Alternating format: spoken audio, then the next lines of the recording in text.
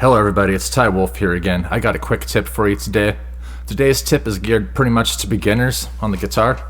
I think this could work for other instruments like mandolin, banjo, any stringed instrument where you're fretting chord shapes.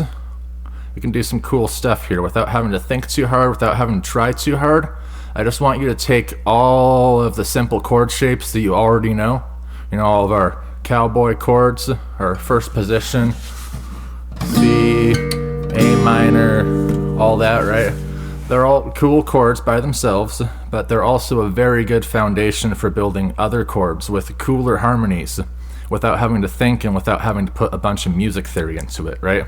So here's something that I really like to do is just take one of those chord shapes and then just remove one of the fingers and let an open string ring through instead of the note that was supposed to be there. And it's not going to work on every chord. You have to do some experimentation and figure out where these tricks actually sound good and where they don't. But you can get some really cool sounds this way without having to try too hard, without having to memorize new chord shapes. You just take something you're already doing and then you take something away from it, right? I got a few songs where I use these shapes. It's F major to A minor, right? But I just forget all about this index finger on the B string here. Just take that away. Just let the high strings ring through instead.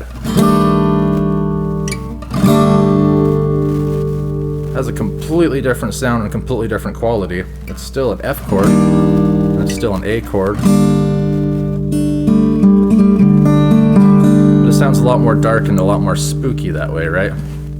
So, that's one way to go about it. Another way to go about it is to take the same chord shapes but play them on different fret numbers, right?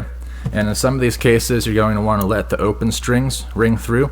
In some of these cases, you're going to want to keep all of the strings muted except for the ones that you're fretting, right? So for instance, if I take this regular C major shape and I slide it up here, just slide it up a whole step,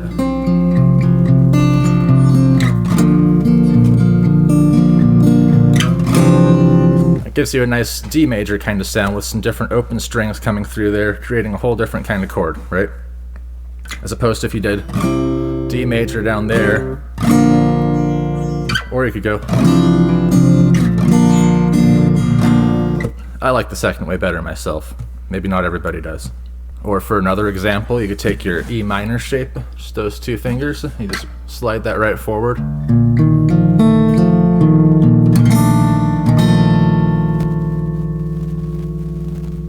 Anyway, this is a topic that I'm probably going to be covering a lot more in the future. I actually have a little bit of an entire tutorial series planned out for better chords for beginners. But it's a topic I'd like to share a lot about since it's one of the things that helps me in my songwriting process the absolute most.